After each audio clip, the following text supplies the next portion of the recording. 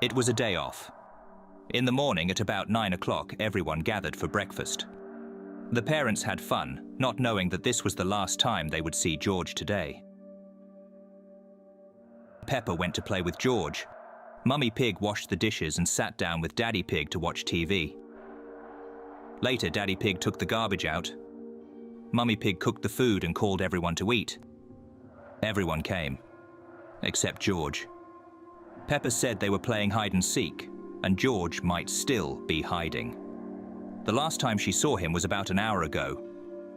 Mummy Pig called out to him again, but no one came.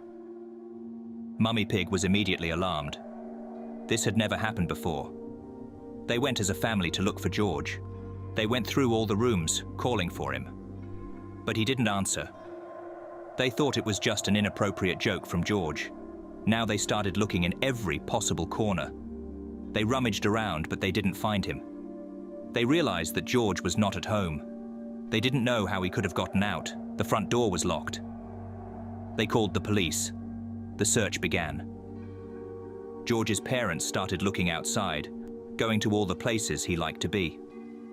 They searched all day and never gave up hope, but they didn't find anything.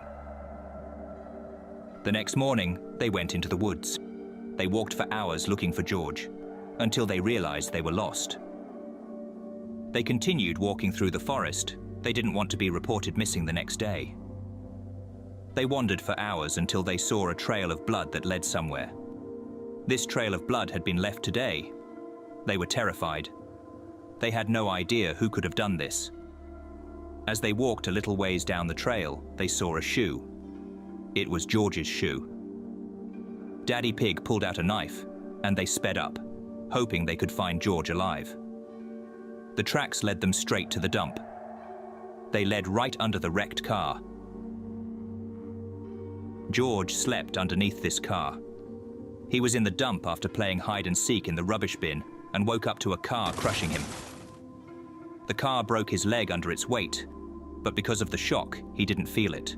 He could hardly breathe, but he managed to squeeze under this rusty machine, cutting himself badly. He began his fight for life. He had been at this junkyard for a day waiting for help, and now realized he needed to find someone himself and crawled forward. He couldn't walk because of his broken leg and was poisoned by the food he had eaten at the dump. As he crawled through the forest, he was already sure it was the end. Daddy and Mummy Pig realized they were going the wrong way and ran back, but there was no one at the other end either. They looked closely and saw the footprints of an adult. The footprints led to a house. They knocked on the door and Grumpy Rabbit opened it. It was him, who picked George up and brought him to his house. He told George's parents how to get to the village, and they carried George in their arms. We tried to find out what was happening to George at Grumpy Rabbit's house, but George did not answer.